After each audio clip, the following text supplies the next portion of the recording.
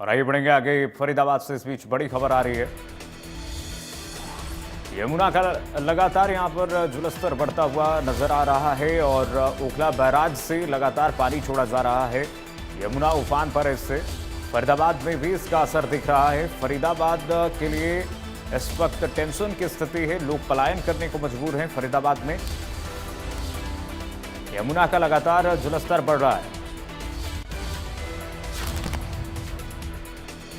फरीदाबाद में यमुना का कहर देखने को मिल रहा है। यमुना का लगातार बढ़ते जलस्तर से लोगों में इस वक्त चिंता का माहौल है। ओखला बैराज से लगातार जो पानी छोड़ा जा रहा है उसके प्रेशर की वजह से फरीदाबाद में भी इसका असर देखने को मिल रहा है। लोग अब पलायन करने को मजबूर हैं, शिफ्ट हो रहे हैं। जो डूब क्षेत्र वाले लोग हैं इस वक्त उनको शिफ्ट किया जा रहा है प्रशासन की मदद से।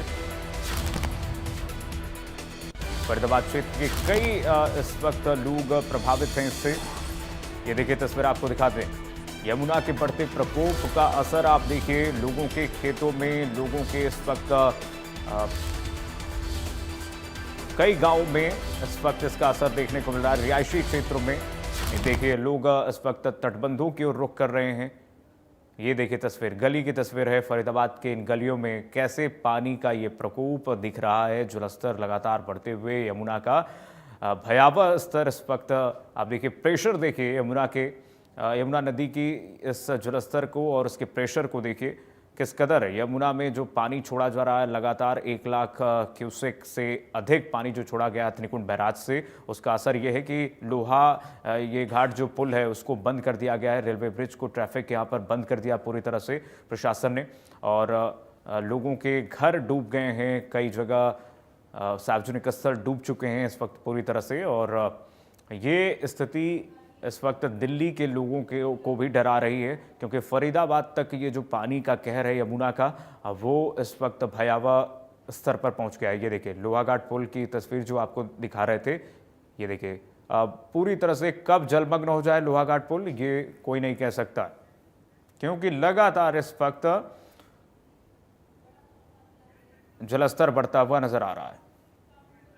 और चलिए इसी खबर पर हमारे साथ देवेंद्र कौशिक जुड़ गए हैं, फरीदाबाद ब्यूरो चीफ। देवेंद्र, क्या अपडेट है अभी इस वक्त, क्या स्थिति है फरीदाबाद में? लगातार जलस्तर बढ़ रहा है क्या? अनम्यूट कर लीजिए देवेंद्र अपने आप को, आपकी आवाज नहीं आ पा रही है।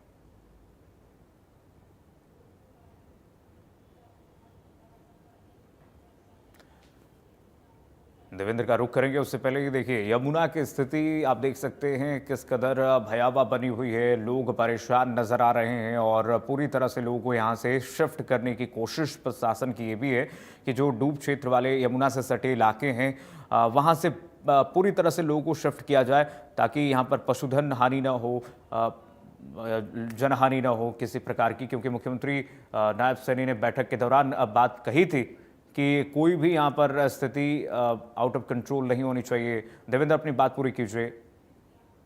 बिल्कुल, देखिए फरीदाबाद में जिस तरह से लगातार ओखला बैराज से पानी छोड़ा जा रहा है, तो ऐसे में जो तलहटी इलाके के जितने भी गांव हैं वहां परेशानी लोगों की बढ़ा दी है। और ऐसे में हमने जो 2 दिन फरीदाबाद के बसंतपुर इलाके की जो स्थिति दिखाई थी कि काफी संख्या में लोगों को वहां से विस्थापित होना पड़ा था। प्रशासन की तरफ से साफ चेतावनी दे दी गई थी, उनको वहां से हटाया गया था और पूरी तरह से जो कॉलोनी है पानी से लबालब हो गई थी। लेकिन उसकी जो अगर दूसरी तस्वीर हम बात करें रूरल एरिया की, जहां ग्रामीण क्षेत्र में भी 1.5 दर्जन ऐसे गांव हैं जहां जो यमुना का जलस्तर बढ़ने से वहां पानी बढ़ा है और कई जगह जो खेतों में लोग अपना घर बनाकर रह रहे थे उनको वहां से रेस्क्यू करना पड़ा है। सुबह की आज की भी बात करें तो मझावली में कई जगह से प्रशासन की तरफ से रेस्क्यू किया गया है। एक गांव दूल्हेपुर है जहां पूरे काफी संख्या में लोग वहां फंस चुके थे, तो वहां भी प्रशासन की मदद से उनको बाहर निकाला गया है। और फिलहाल हम एक ऐसे ही शेल्टर में है जो गांव चांदपुर में है, बिल्कुल यमुना से सटा हुआ ये गांव है।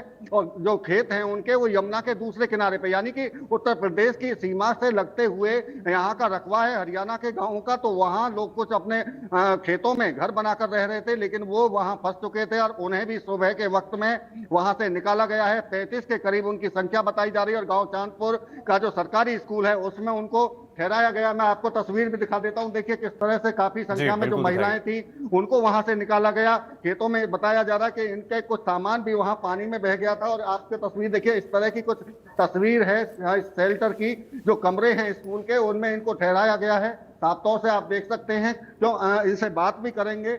आप कहाँ रुक रहे थे, कैसे आपको यहाँ तक लाया गया है? हम लोग के यहाँ चंदपुर के प्रधान ने बुलाए हैं ट्रैक्टर पर। इतना पानी में हम लोग निकल कर आए हैं। फंसे कैसे थे? क्या पहले पता नहीं था कि पानी आ जाएगा वहाँ? हम लोग के नहीं पता। कब आए फिर वहां से, कैसे आपको यहाँ तक लाया गया है? यहाँ से गांव से फोन गए ना, तो हम लोग झोपड़ी पर से निकले इतना पानी में। जब उधर से निकल गए आए रोड पर ना, तो हम लोग के यहाँ से प्रधान ने ट्रैक्टर कर करो आए हैं। ट्रैक्टर से निकाला गया है आपको? हाँ। कितने लोग थे वहाँ जो रह रहे थे?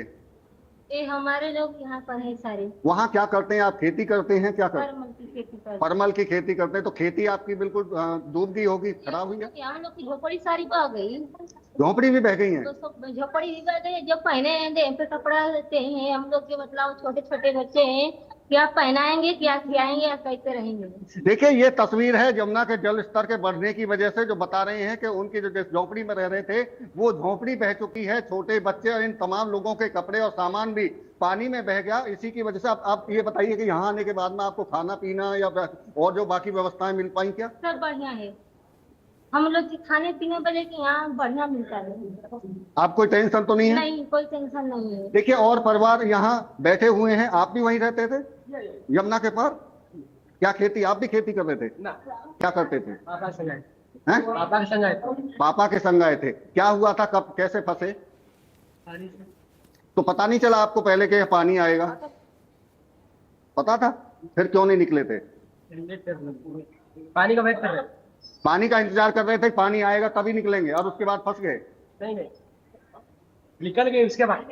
अच्छा, उसके बाद में ये निकले हैं। देखिए बच्चे, छोटे छोटे बच्चे हैं, उनको यहाँ ठहराया गया है। काफी संख्या में महिलाएं हैं और इनको यहाँ लाया गया है। अब यहाँ अगर जो सुविधाओं की बात करें तो बाकायदा डॉक्टर की टीम एक यहाँ बिठाई गई है। डॉक्टर यहाँ देख रहे हैं कि अगर कोई बीमारी किसी बच्चे को है या किसी तरह की व्यवस्था में कोई कमी ना रहे, ये तमाम चीजों का यहाँ ध्यान रखा जा रहा है। हम देख रहे हैं दवाई आपके पास में है, नाम काफी संख्या में लिखे। क्या इनको बीमार थे क्या? ये क्या बीमारी थी? खांसी, जुकाम, सर दर्द, एलर्जी है। काफी सारे लोगों को पानी जैसा एलर्जी हो गई है पैरों में, तो ये सब चीजें हैं।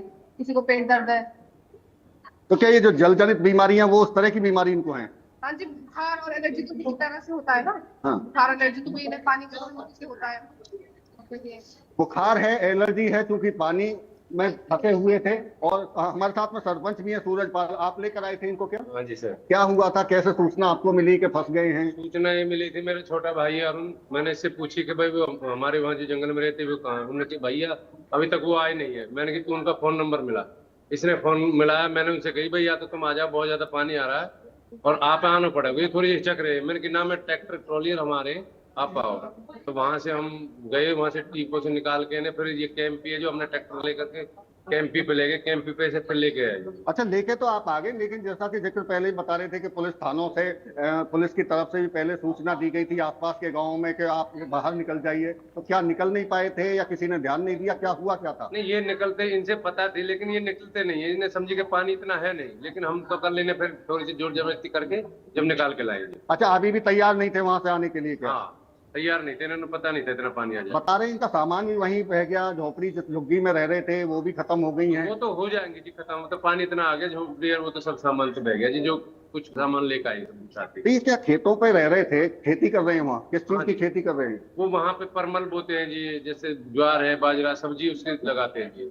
कितना, अब चूंकि वहाँ पानी पहुंचा है खेतों में भी, कितना नुकसान है, कितने एकड़ में नुकसान हुआ होगा? कम से कम वहाँ जी 200 एकड़ जमीन के करीब है जिसमें नुकसान। 200 एकड़ जमीन है गांव चांदपुर के रकबे की, और वो पूरी तरह से नष्ट हो चुकी है, खराब हो चुकी है। देखिए काफी, क्योंकि एक दूसरा कमरा है, दूसरे कमरे में भी इनको ठहराया गया है। आप कहाँ रह रहे थे? हम रह रहे थे जंगल में। आपकी तबीयत भी खराब है, देख रहे, दवाई आपने ली है? खराब है। क्या हुआ है? ये जुकाम वुकाम हो गया है, सर्दी जुकाम। अच्छा, पानी में रहे आप? पानी में हम तो इतनी पानी में निकल गया है, छाती भर पानी में निकलता है और ट्यूब से पार होके आए। ट्यूब जो टायर की ट्यूब होती है उसमें हवा भर के उससे निकले? तो इतने सारे छोटे बच्चे और ये कैसे कैसे निकाला आपने इनको? रात रात को पानी आ गया झुकी पे। हाँ, इसलिए हम लोग थोड़ा हो गए। तो आपको अंदाजा नहीं था कि पानी बढ़ जाएगा यहाँ? पानी का अंदाजा नहीं था, पानी इतना बढ़ सकता है। तो क्या सभी को अब निकाल लिया है या कुछ और भी अभी रह गए थे वहाँ? नहीं, सभी को निकाल दिए हैं हम लोग। प्रधान जी हम लोग थोड़ा सहायता किए हैं। अच्छा, खाने पीने को यहाँ माने की व्यवस्था बन रहा है, सब वही कर रहे हैं।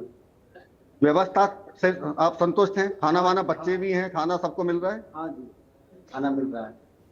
लगता है आपको कब तक ये राहत मिल जाएगी? प्रशासन के लोग, टीम कोई पहुंची हो आप तक, बात की हो? अभी तो कोई राहत नहीं मिल पाई है। आप भी वहीं रह रहे थे खेतों में? हाँ, वही कर रहे थे। क्या हुआ, किस टाइम पानी आया, कब आपको लगा कि अब निकलना चाहिए? पानी आ गया जब कोई पत्ता भी पड़ गया। देवेंद्र, बहुत अच्छा। स्थिति इस वक्त कल कैसा भयावह है, भाई? समझ सकते हैं। दर्शकों को दिखा रहे हैं आप, लगातार प्रशासन की तरफ से मदद तो की जा रही है, लेकिन स्थिति आप देख सकते हैं कितना संवेदनशील बनी हुई है। बहुत शुक्रिया आपका देवेंद्र, तमाम जानकारी साझा करने